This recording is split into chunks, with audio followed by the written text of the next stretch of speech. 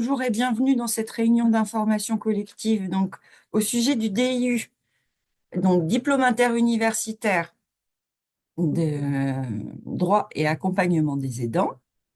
Je suis ravie de vous accueillir ce matin. Vous avez vu qu'on a eu des petits décalages de date, mais je vois que on réussit à se rencontrer aujourd'hui. Je m'appelle Caroline Alexis.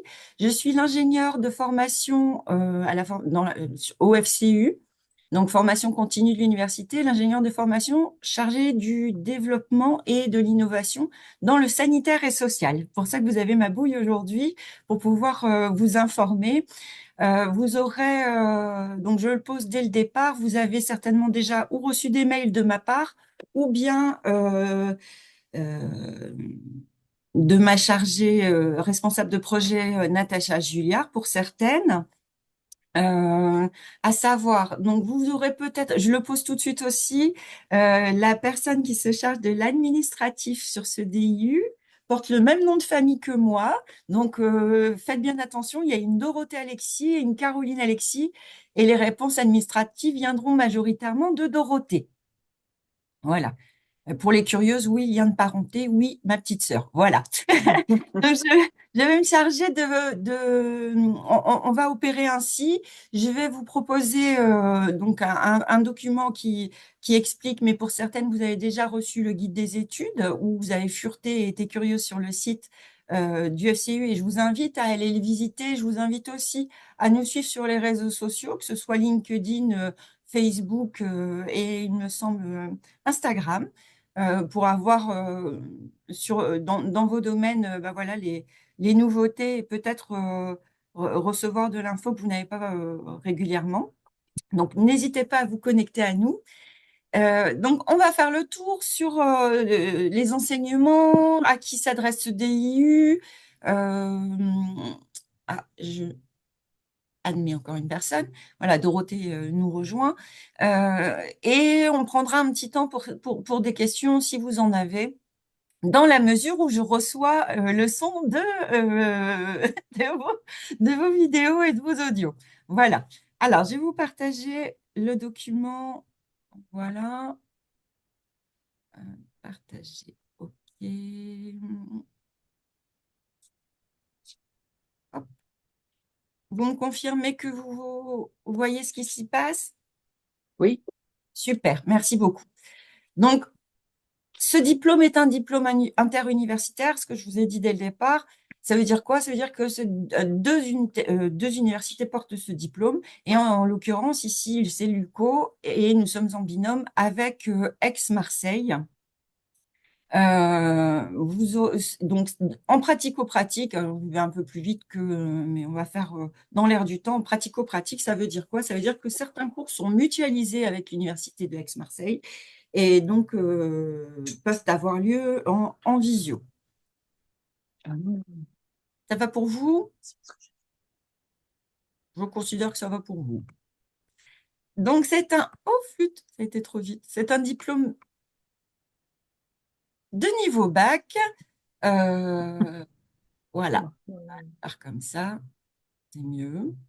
C'est-à-dire qu'on vous demande d'avoir le bac ou en équivalence à l'entrée dans vos inscriptions. Enfin, des objectifs, il y en a plusieurs, hein, la compréhension du fonctionnement des différents services, des institutions et des associations, puisque vous savez, pas moi qui vais vous l'apprendre, que dans le domaine de l'accompagnement des aidants, on travaille sur un réseau pluridisciplinaire et que la connaissance et l'identification de ce réseau va permettre une meilleure collaboration et un meilleur accompagnement. C'est aussi l'opportunité dans ce DU d'approfondir pour certaines qui sont déjà ou sur des plateformes de répit ou dans d'autres institutions, bah, les connaissances des différentes aides qui peuvent être apportées aux aidants. Alors, vous savez aujourd'hui que, bah, je viens de le citer, voilà, il y a notamment eu du mouvement par rapport au répit, au portage, etc.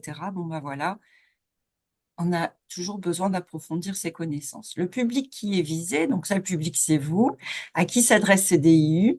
Donc, aux professionnels qui sont confrontés aux enjeux de l'accompagnement accompagnement des aidants, bien évidemment. Donc, ça veut dire des personnes qui opèrent soit dans le sanitaire et social, soit dans le médico-social, mais ça peut être aussi des personnes dans les ressources humaines.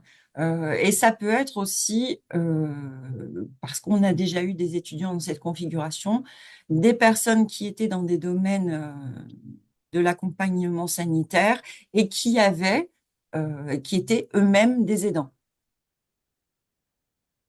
personnels, bien évidemment.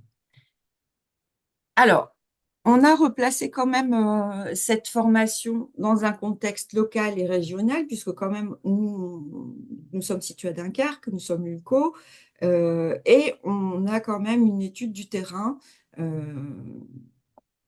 qui corrobore un peu ce qui se passe au niveau mondial. On sait que, je ne vais pas vous lire les pourcentages, vous l'avez déjà fait sans moi, mais on sait que jusqu'à 2050, on va avoir un vieillissement de la population qui est avéré et chiffré. Donc, ce qui nous intéresse, c'est notre région à nous, hein, les Hauts-de-France. En 2050, on sait que 27% des habitants auront plus de 65 ans. On est bien d'accord que, et ça me vient là, on n'est pas forcément aidant que d'une personne vieillissante. On peut atteindre d'Alzheimer, etc. On peut être aussi aidant une personne porteuse de handicap, d'un enfant, enfin voilà, vous connaissez les situations là aussi beaucoup mieux que moi. Dans la région des Hauts-de-France et aussi la région PACA, puisque nous sommes en binôme, la densité de population, elle est très importante et les capacités d'accueil des établissements sont actuellement limitées. Ça, vous le savez aussi, c'est une observation. Donc, ça veut dire quoi? Ça veut dire qu'on va avoir besoin de plus en plus d'aidants familiaux et donc d'aidants institutionnels pour favoriser tout ce qui est développement d'habitat inclusif, mais tout ce qui est aussi accompagnement euh, de rester à domicile. Et voilà, c'est la situation des EHPAD, on la connaît bien. Les autres institutions sont pareilles, sont un peu au taquet. Donc, c'est une direction un peu nationale hein, que de dire on va trouver à faire autrement, mais ça veut dire qu'il faut des professionnels pour accompagner ce autrement. Et en l'occurrence, c'est vous et il vous faut des billes sur lesquelles nous allons travailler. À savoir aussi, il y a eu la création du Gérontopole hein, des Hauts-de-France et cette création se fait en collaboration avec le laboratoire TVES. Alors, l'acronyme m'échappe, mais c'est le laboratoire qui s'intéresse à tout ce qui va être sur le domaine sanitaire et social. Ça veut dire quoi? Ça veut dire qu'on a des enseignants-chercheurs qui valident vos enseignements et donc à la fois une actualisation, mais aussi un lien avec des faits avérés et des études menées. Alors, ce que je vous propose, et je m'excuse par avance, c'est de visionner un petit témoignage de la promo de... Alors, là où je m'excuse, c'est parce que c'est la première promo et je n'ai pas eu le temps d'avoir un témoignage un peu plus récent. Ceci dit, la bonne nouvelle, c'est que sur la première promo, Aix-Marseille avait interrogé ses étudiants et c'est ce qu'on va un peu explorer ensemble pour un peu nourrir vos réflexions si questionnement vous avez déjà en amont. Je change de partage d'écran. Hop, hop, hop. Par ici. Hop. Petit visuel sur mes mails. Youpi. Voilà. Est-ce que je peux l'avoir en plus grand? Non, oui. Et tu vois le... On clique en Dieu. Alors, bonjour à tous les Est-ce que vous avez entendu cette phrase? Oui. Super. Euh, Là. Hé, hé. Voilà. Donc, on reprend. Vous venez de terminer le DIU accompagnement et droits des aidants.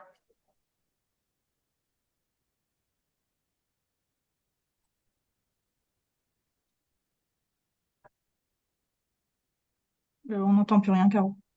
Ah, zut. Bon, après, ce qu'on va faire, si je le remets, tu me dis, Dorothée, si on réentend? Moi, j'entends pas. Ben, sinon, je vais mettre le lien dans le C'est ce chat. que j'allais dire. Ce qu'on Ouais, va faire, on c'est n'entend pas. qu'on va partager le lien. Vous aurez l'occasion d'explorer éviter de perdre du temps. Je retournais sur. Hop, hop. Ça te dérange pas, hein? Pardon? Non, excusez-moi. Donc, pour éviter de perdre du temps et de vous faire regarder une vidéo sans son, on va continuer la présentation et Dorothée vous enverra le lien pour aller explorer ça de votre côté. Bon, la bonne nouvelle, c'est que dans ces témoignages, ils disent ô combien c'était formidable et ô combien les enseignements étaient porteurs, les enseignants engagés, et parce que forcément, bien évidemment, nos intervenants sont des personnes qui ont eu qui travaillent, qui sont des professionnels, et c'est pas juste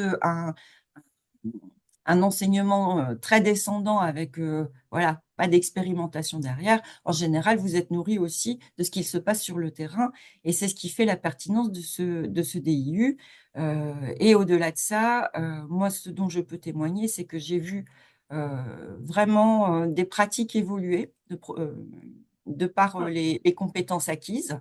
Et j'ai vu, voilà, dans le suivi des étudiants, et j'ai pu voir aussi des changements de carrière, c'est-à-dire des orientations plus ciblées, ou alors aussi un partage avec les collègues qui n'avaient pas suivi cette formation. Donc, elle est bonne pour vous, mais elle est bonne pour votre structure, puisque après, ce partage, si vous en êtes d'accord avec vos collègues, va permettre une amélioration des accompagnements.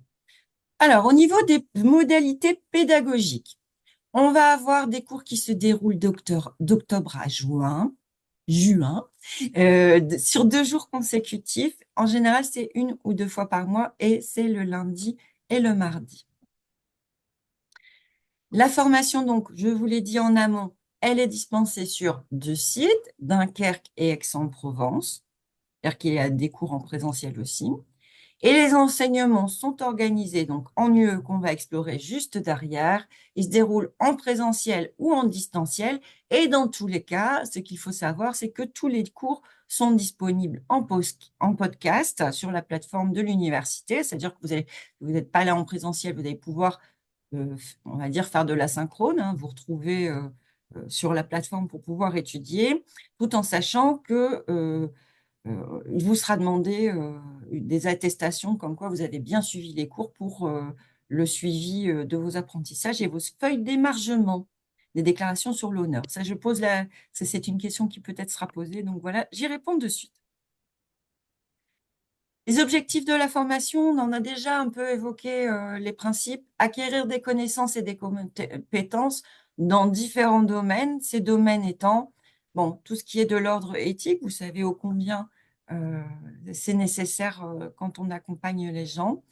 Des compétences et des connaissances juridiques, qu'elles soient dans le droit du travail, le droit fiscal, la protection sociale, euh, la santé, le pénal, les assurances. Vous voyez, ça couvre assez large, le médico-social. On va avoir aussi des connaissances et des compétences au niveau de la santé. Et là, je fais le lien aussi avec la psychologie. Vous allez aussi développer vos compétences dans l'accompagnement des parcours de vie, une meilleure connaissance des institutions à la sortie et des politiques publiques relatives aux aidants, apprendre ou approfondir à gérer vos projets. Et bien évidemment, on ne peut pas faire tout ça, on ne peut pas le mettre en œuvre sans une bonne communication et une capacité à être médiateur. Ça va pour vous toujours? Oui, très Super. bien. La pré-rentrée, pour le moment, on est sur un calendrier du 14 octobre au 1er juillet avec des cours le lundi et le mardi. Je dis pour le moment parce qu'on a encore à approfondir ce calendrier. Là, il est établi avec Aix, mais nous, on a encore un travail à faire assez urgemment. Dans tous les cas, tout ça, vous l'aurez bien en amont. Au niveau des enseignements, je vous ai dit une organisation en différentes UE, unité d'enseignement. Donc, une unité d'enseignement sur le droit et les représentations sociales. Une unité d'enseignement sur les connaissances des publics et des pathologies. Bien évidemment, si vous voulez approfondir un peu ce qu'il y a dans ces yeux, vous avez le guide des études qui est existant. À nouveau, je vous renvoie à notre site Internet. l'UE3, les outils et les techniques pour l'accompagnement. En UE4, le repérage des partenaires et les aides administratives. UE5, droit des aidants. D'accord que c'est quand même l'intitulé de notre diplôme. Et en UE6, la gestion de projet. Pour terminer, tout ce qui est projet personnalisé, c'est-à-dire aussi le vôtre. On va vous demander, donc forcément, il y a du contrôle continu, mais on va vous demander une analyse de pratique professionnelle à l'issue de cette formation. Ça veut dire quoi? Ça veut dire un rapport de pratique qui va porter sur une thématique que vous aurez choisie en rapport avec votre projet professionnel ou personnel. La thématique qui va être choisie, elle doit être en lien avec des connaissances théoriques et faire le lien, évidemment, avec des connaissances professionnelles acquises tout au long de la formation. C'est bien pour ça que ça s'appelle un rapport de pratique, une analyse pratique. La période en entreprise qui va être demandée, elle est d'une semaine minimum, 35 heures réalisées pendant les périodes de suspension des cours. Pour certains, vous réalisez vos projets, vos analyses dans vos propres structures. C'est quand même c'est une double facette, c'est-à-dire ça vous aide par rapport au diplôme et ça apporte quelque chose dans les structures, soit qui vous envoient chez nous en formation, soit qui vous accompagnent dans la validation. Alors, je vais dire voilà mes petites dames, parce qu'aujourd'hui, il y a que des petites dames connectées. Pour avoir fait le tour, et je vous dis, bien évidemment qu'on peut y passer plus de temps, mais je sais que votre temps est compté. Avez-vous des questions à poser par rapport à cette présentation ou tout autre? Si je peux y répondre, je le ferai avec grand plaisir. Sinon, on vous apportera la réponse au plus tôt après cette visio. Je vous écoute. Je peux? Je vous ai en prie, Myriam, je vous écoute. Merci, bonjour. Moi, j'ai une question un peu sur sur le coût de la formation Oui, et les modalités de prise en charge et tout ça. Parce que oui. je ne sais pas si je peux solliciter tout mon CPF ou s'il y a un reste à charge. Tout ça, je ne suis pas très au point là-dessus. Alors, de mémoire, ce diplôme interuniversitaire, il est CPI fiable. Et de mémoire, la prise en charge, alors je suis contente, j'ai mon, vous voyez, la personne qui est en charge de l'administration qui fait oui, oui, donc je Merci. suis raccord. Ce qu'il faut savoir, et Dorothée, tu corroboreras si, parce que je pense pas me tromper, c'est que les frais d'inscription sont à charge et sont pas CPI fiables. Oui, 176 € de frais d'inscription et ensuite, il y a un tarif horaire de 16 € pour 149 heures. Donc, si on compte que les heures, ça fait un total de 2384 € plus les 176 € de frais d'inscription à part du CPF. D'accord. Ok. Et si c'est mon employeur qui finance, Ah bah, c'est il le paye même tout. coût. C'est le même coût. Oui. D'accord. Très bien. Ok. Et donc, pour ces modalités d'inscription, vous me renvoyez au site, c'est ça? Les modalités d'inscription, c'est comment vous vous inscrivez à ce Oui. DI? Alors, on a une plateforme qui s'appelle Ulco Candidat, c'est ça, Dorothée, hein? En fait, j'ai essayé et c'est pas simple parce que euh, bah, par exemple, j'ai pas toutes les données concernant des notes, enfin des choses comme ça. Il faut, je vais revoir hein, parce que j'ai reçu un mail comme quoi il manquait des documents, je pense. Oui, oui, Et oui, j'ai après, le dossier. voilà, après je vois si effectivement mon employeur souhaite, enfin, est d'accord pour le financer ou si je sollicite mon CPF.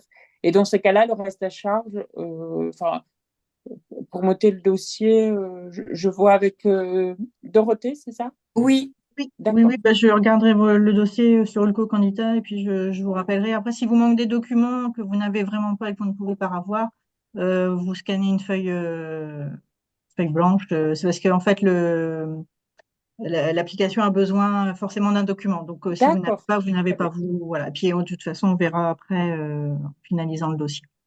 Très bien, merci. Pour moi, c'est bon pour mes C'est questions. bon pour vous, Myriam? Oui. Ok. Y a-t-il d'autres questions? Je prends ça pour un non. Alors, la bonne nouvelle, c'est qu'on a. Alors, vous l'avez vu en vous connectant, cette présentation, elle a été enregistrée. Donc, si vous en avez besoin ou si vous voulez la communiquer à des collègues qui peuvent être intéressés par cette formation, n'hésitez pas à solliciter Dorothée qui pourra vous envoyer l'enregistrement. Voilà. Bon, bah, mesdames, il me reste à vous souhaiter une très bonne journée. Euh, Merci. Au plaisir de vous rencontrer à l'ULCO sur les bancs d'apprentissage de ce DIU. Pour toute question que vous avez bien entendu, vous pouvez m'interroger évidemment. Sinon, n'hésitez pas à revenir vers Dorothée ou auquel cas, si vous n'avez pas son adresse, je transmettrai de ce fait. Voilà. Je vous souhaite une très bonne journée, à très bientôt. Et puis, ne tardez pas pour les inscriptions, évidemment, parce que vous l'avez vu, il nécessite des pièces, des choses comme ça. Et donc, au plus tôt on démarre et au plus tôt on sait si quelque chose bloque ou pas. Bonne Très bien. journée. Merci beaucoup. Au Au Bonne revoir. revoir. journée, au revoir.